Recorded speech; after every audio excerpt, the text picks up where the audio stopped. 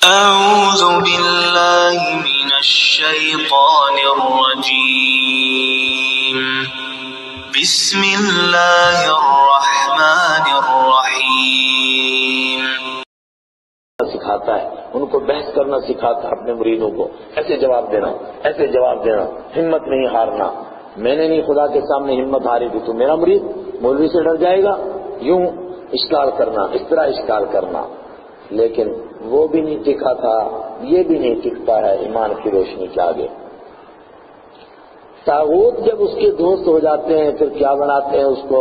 فرمایا وہ بناتے ہیں جو نمرود بنا تھا۔ اور اللہ جس کا دوست ہوتا ہے اس کو کیا بناتا ہے؟ فرمایا پھر ابراہیم علیہ السلام کی طرح ایمان کی روشنی پر چلاتا ہے۔ وہ کفر کی طرف کھینچتے ہیں، یہ ایمان کی طرف۔ لیکن اتنے شیاطین، اتنے طاغوت، تو بندہ ان کا مقابلہ کیسا کرے؟ فرمایا ویسا کر جیسا ابراہیم علیہ السلام نے کیا تھا، ویسا کرو جیسا۔ انبیاء کی تاریخ میں ایک بات مشترک سب سے پہلے ملتی ہے، وہ کیا؟ غیرت ایمانی۔ اکیلے ہوتے ہیں اور مقابلے میں پوری کائنات، پوری سلطنت شیطان ہوتی ہے، مگر ذرہ برابر ان کے دل میں اس کا خوف کیا، اس کا خیال تک نہیں گزرتا ہے۔ وجہ وَكَذَلِكَ نُرِي إِبْرَاهِيمَ مَلَكُوتَ السَّمَاوَاتِ وَالْأَرْضِ، اسی طرح ہم دکھاتے ہیں ابراہیم علیہ السلام کو اپنی بادشاہی، اپنی طاقت۔ اللہ انبیاء کو اپنی طاقت دکھا چکا ہوتا ہے، انبیاء کو اپنی طاقت دکھاتا ہے۔ رحمت عالم صلی اللہ علیہ وسلم کی معراج ہوئی کس لیے؟ لِنُرِيَهُ مِنْ آيَاتِنَا الْكُبْرَى، تاکہ ہم ان کو اپنی بڑی بڑی نشانیاں دکھائیں۔ موسیٰ علیہ السلام کو طور پر بلایا کس لیے؟ تاکہ ہم ان کو بڑی بڑی نشانیاں دکھائیں کہ میری طاقت کیا، میں خدا کیا ہوں، کتنی بڑی میری طاقت ہے۔ جب وہ اس کی طاقت دیکھ چکے ہوتے ہیں اور سمجھتے ہیں کہ وہ ہمارے ساتھ ہے، پھر ساری دنیا کا کفر مل جائے، ایک گھر بیٹن بم بن جائیں، مگر اس کو اس کا خیال بھی نہیں آتا۔ یہ کیا بولا ہے؟ مکڑی کے جالیں۔ ان الذين اتخذوا من دون الله اولياء مثل الذين اتخذوا من دون الله اولياء كمثل العنكبوت، یہ سب کے سب مکڑی کے جالے ہیں۔ یہ ہے وہ ایمانی طاقت۔ انبیاء کرام اللہ کی قدرت کو دیکھتے ہیں، اور انبیاء کرام کے صدقے ایمان والوں کو اللہ کی قدرت کا مشاہدہ ہوتا ہے، پڑھتے ہیں، اور جب اس کی قدرت کا مشاہدہ ہوتا ہے پھر اللہ سے ڈرنے والوں کو دنیا سے ڈرانا مشکل ہے، پھر ڈر ہی نہیں سکتے۔ کیسے ڈر لگے؟ ڈر لگتا ہی نہیں ہے، اللہ سے ڈر لگتا ہے۔ ایسا ہے ایمان۔ اب رب بیان کرنے کی کوئی ضرورت رہی نہیں، سمجھے؟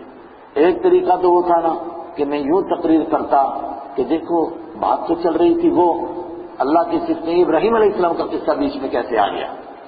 پھر میں کہتا اس میں یہ ربط ہے، تو سننے والے کو کیا لگتا کہ بے ربطی تھی، اس میں ربط پیدا کیا جا رہا ہے۔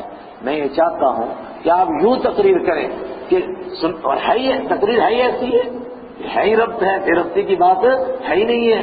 کیسا ایمان پیدا کرے؟ فرمایا جیسا ابراہیم علیہ السلام کا تھا۔ أَلَمْ تَرَ إِلَى الَّذِي حَاجَّ إِبْرَاهِيمَ، کیا نہیں دیکھا تو نے؟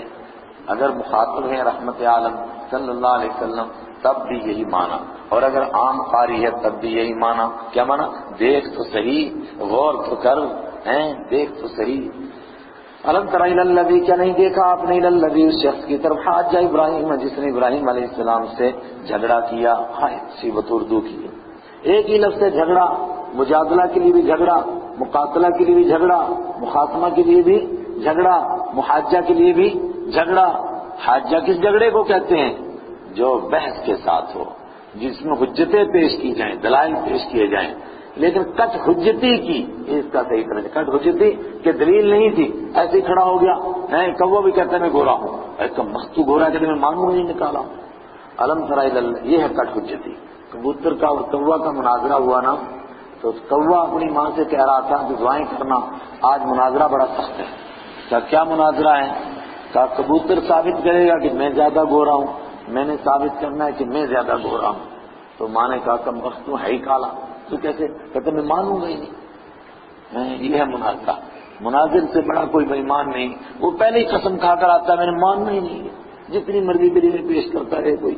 الم تر الی الذی حاج ابراہیم، کیا نہیں دیکھا آپ نے اس شخص کی طرف جس نے کٹ حجتی کی ابراہیم علیہ السلام سے، فی ربی، ان کے رب کے بارے میں، کیوں؟ ان آتاہ اللہ الملک، اس لیے کہ اللہ نے اس کو بادشاہی عطا فرمائی تھی۔ ہائے ہائے، بادشاہی کا نشہ چڑھا تھا کہ پھر اللہ کے لیے جھگڑے کر رہا تھا۔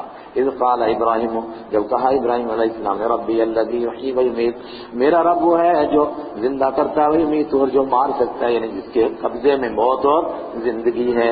قال انا، اس نے کہا انا، میں، احیی و امیت، زندہ بھی کرتا ہوں مارتا بھی ہوں۔ اور واقعہ آپ کو یاد ہے کہ اس نے کیا کیا، ایک چلتے پھرتے بندے کو بلایا اور اس کا سر قلم، کہتا مارا کہ نہیں مارا، اور ایک ایسے آدمی کو جیل سے نکالا جس کے لیے سزائے موت ہوگی، تو اس کو کہا جا آزاد، کہتا دیکھ میں نے زندہ کیا۔ تو ابراہیم علیہ السلام سمجھ گئے کہ جس کے پاس مال اور دولت ہوتی ہے اور جس کو مال اور دولت کا بھوت چڑھتا ہے وہ بلید الذہن ہو جاتا ہے، وہ بدھو بن جاتا ہے، اس کو پھر موٹی موٹی باتیں بھی سمجھ میں نہیں آتی ہیں، اس کو پھر اس سے آسان مثال سے سمجھانا پڑے گا۔ فرمایا اچھا، قال ابراہیم علیہ السلام نے کہا اب یوں سن، فإن اللہ یأتی بالشمس من المشرق، بے شک اللہ تعالیٰ لاتا ہے سورج کو مشرق سے، فاتی بہا من المغرب، تو لیا اس کو مغرب سے۔ آج کی زبان میں آپ کہہ سکتے ہیں کہ خدا یوں نظام کو چلا رہا ہے تو یوں چلا کر دکھا، اوہو فبہت الذی کفر، مبہوت ہو گیا، ہکا بھکا رہ گیا کافر۔ اس کا کیا جواب دو؟ اب تو کوئی ہو نہیں سکتا ہے، وہ تو بیچارے قیدی کو نکال کر کے مارا، ایک کو آزاد کیا، ایک کو مارا چلتے پھرتے کو، یہ کیا کروں، سورج کو کیسے گھماؤں؟ واللہ لا یہدی القوم الظالمین، اللہ ظالموں کو ہدایت دیتا نہیں ہے۔ ظالم تھا، بہت ظلم کیے تھے، شرک کرتا تھا، ماننے کے لیے تیار نہیں تھا، اس لیے اللہ نے اس کو ہدایت بھی نہیں دی۔ او کالذی مر علی قریۃ وہی خاویۃ علی عروشہا، او یا کا مطلب کیا ہے؟ یا تو ایمان بناؤ حضرت ابراہیم اور نمرود کے قصے کو سامنے رکھ کر کے، اور یا یوں ایمان بناؤ اس ایمان والے کی بات سن کر کے کہ جو ایک بستی سے گزرا اور اس نے کہا بستی کو دیکھا پوری کی پوری بستی ہلاک ہو چکی ہے، سب بستی زلزلہ آیا، سب کی سب ختم۔ اس نے کہا اے اللہ تو مردوں کو تو زندہ کرے گا، مگر کرے گا کیسے، اس کی کیفیت کیسے ہوگی، تیری طاقت ہے کیسے، ہے تو ضرور لیکن اس کی کیفیت کیا ہوگی وہ نہیں سمجھ میں آ رہا ہے۔ اللہ نے فرمایا نہیں سمجھ میں آیا، میں مر جا، تو بھی مر گیا۔ کتنے سال تک؟ 100 سال تک، اور زندہ ہوا۔ ان کے پاس 2 چیزیں تھیں، ایک کھانا اور دوسرا گدھا۔ کھانا اور گدھا اگر دونوں رکھ دیے جائیں تو دونوں میں سے پہلے کون مرے گا، کھانا یا گدھا؟ کھانا مرے گا مطلب ڈیڈ ہو جائے گا، خراب ہو جائے گا، لیکن مرا پہلے کون؟ گدھا۔ 100 سال گزرا، کھانا بالکل تازہ، حتیٰ کہ وہ باسی بھی نہیں ہوا، گرم، ابھی ابھی نکالا ہے۔ اور گدھے کو دیکھا، اس کو تو بیچارے کی راکھ بنی ہوئی، بالکل راکھ۔ 100 سال کے بعد گدھے کا کیا ہوگا، وہی ہو گیا۔ اس سے دیکھ کر کے ایمان بن گیا کہ طاقت کا سرچشمہ کس کے پاس ہے؟ اللہ کے پاس ہے۔ جب وہ باقی رکھنا چاہے تو 100 سال تک کھانا باقی رہتا ہے، اور مارنا چاہے تو گدھے کی ہڈیاں راکھ بن جاتی ہیں۔ یہ ہے مومن کا ایمان، اس پر وہ یقین کرے ہیں۔ ملکوت السماوات والارض، یہ اس کی بادشاہی کی طاقتیں ہیں۔ جب یہ مومن دیکھتا ہے تو پھر وہ کسی سے گھبراتا نہیں ہے۔ کیا انداز ہے قرآن کے سمجھانے کا۔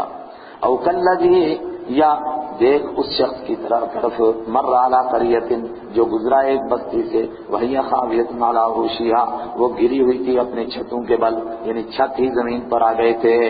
کون تھے یہ؟ کوئی متعین نہیں کیا قرآن پاک نے، لیکن یقینی طور پر یہ واقعہ پیش آیا۔ تاریخ یہود کو دیکھ کر لوگوں نے، ایک بھاری طبقے نے کہا کہ حضرت عزیر علیہ السلام، اور ایک طبقے نے کہا حضرت یرمیہ علیہ السلام، مگر ہم نے اس بحث میں نہیں پڑھنا ہے۔ میں کچھ کہنا چاہتا ہوں، یہ بحث تفسیر کی بحث نہیں ہے۔ واقعہ تو پیش آیا، لیکن اس واقعے سے سبق کیا ملا وہ ہے تفسیر۔ سبق یہ ملا کہ طاقت اللہ کی ہے، الا ان القوۃ للہ جمیعا، ساری کی ساری طاقت اللہ کے لیے ہے۔ قال انا یحیی هذه اللہ، انہوں نے کہا کیسے زندہ کرے گا اللہ اس کو، بعد موتها، اس کے مرنے کے بعد۔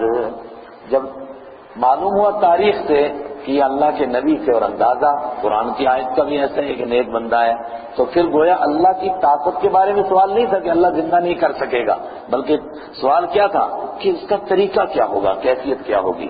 فَأَمَاتَهُ اللَّهُ مِئَةَ عَامٍ، تو موت دے دی ان کو اللہ نے 100 عام 100 سال تک، ثم بعثه، پھر ان کو زندہ کیا۔ قال كم لبثت، پھر پوچھا کتنا عرصہ ٹھہرے تھے، قال لبثت يوما أو بعض يوم، کہنے لگے کہ ٹھہرا ہوں میں یہاں ایک دن یا دن کا کچھ حصہ، آدھا دن یا پورا دن، اور گزر کے کتنے 100 سال، اور وہ کہہ رہے ہیں آدھا دن یا پورا دن۔ قال بل لبثت 100 عام، فرمایا نہیں بلکہ تو ٹھہرا ہے 100 سال تک۔ فانظر الى طعامك، دیکھ اپنے کھانے کی طرف، وشرابك، اور اپنے پانی کی طرف، لم يتسنى، تسنى يتسنى کے معنی پرانا ہونا، لم يتسنى، ابھی وہ باسی بھی نہیں ہوا۔ باسی سمجھتے نا، یوپی ہے اردو کا لفظ ہے باسی، رات کا کھانا صبح کو کیا ہو جاتا ہے، باسی، پرانا ہو جاتا ہے، ہم اس کو کہتے ہیں بیاہ نہیں ہوا، آپ کیا کہتے ہیں وہ آپ اپنا سوچیں۔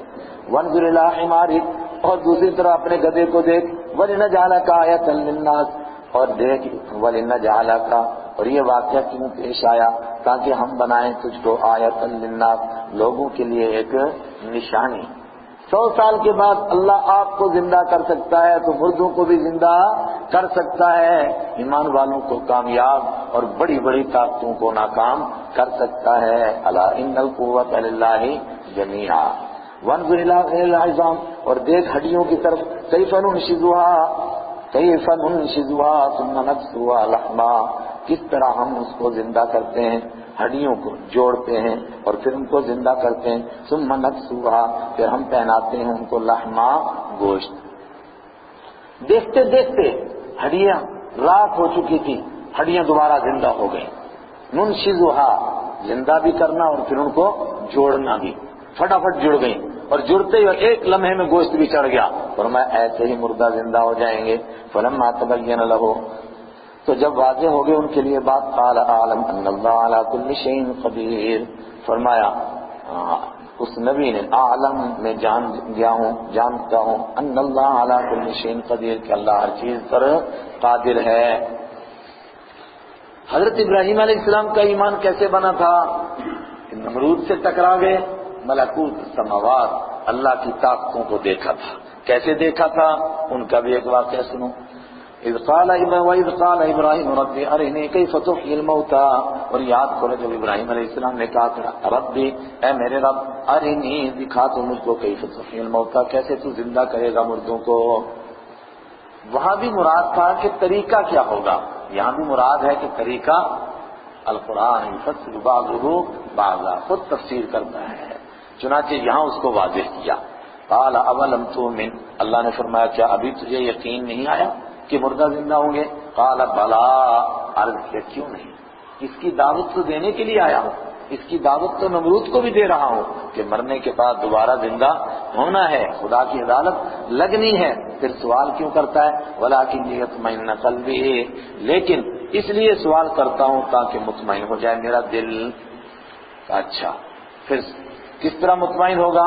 قال فخذ اربعة من الطير، فرمایا پکڑ تو 4 پرندوں میں سے، اور مفسرین اس بحث میں لگ گئے کہ وہ پرندے کون کون تھے، ایک کبوتر تھا، ایک مور تھی، ایک فلاں تھی، ایک فلاں تھی، کوئی فائدہ؟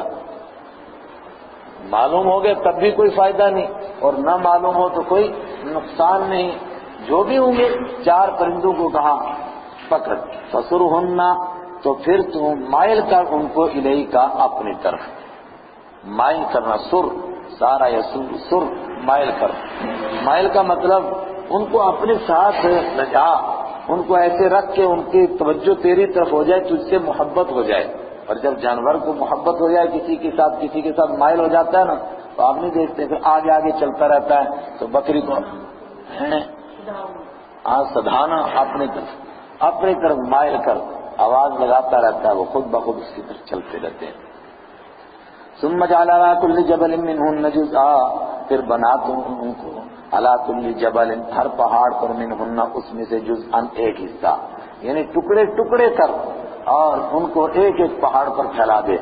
لیکن کل جبل، سارے پہاڑوں پر کشمیر میں بھی پھیلائے ہوں گے، نہیں، مراد ہے جو آس پاس آپ کے پہاڑ ہیں ان پہاڑوں پر اس کے ذرے ذرے کر کے پھیلا دو. ثم ادعوہن، پھر بلا تو ان کو، یاتینک سعیا، آئیں گے وہ تیرے پاس دوڑتے ہوئے. ایسا ہی کیا، ٹکڑے کر کے پھیلایا اور اس کے بعد ان کو بلایا. جیسا بلایا یاتینک سعیا، ایک لمحے میں پلک جھپکنے سے پہلے سب کے سب زندہ ہوئے اور دوڑتے ہوئے آ رہے ہیں. سبحان اللہ. فرمایا اسی طرح مردہ زندہ ہو جائیں گے. وَاعْلَمْ، جان تو ان اللہ عزیز، اللہ غالب ہے، جو کرنا چاہے وہ کرتا ہے، وہ مغلوب نہیں ہوتا ہے، اس سے کوئی مغلوب نہیں کر سکتا.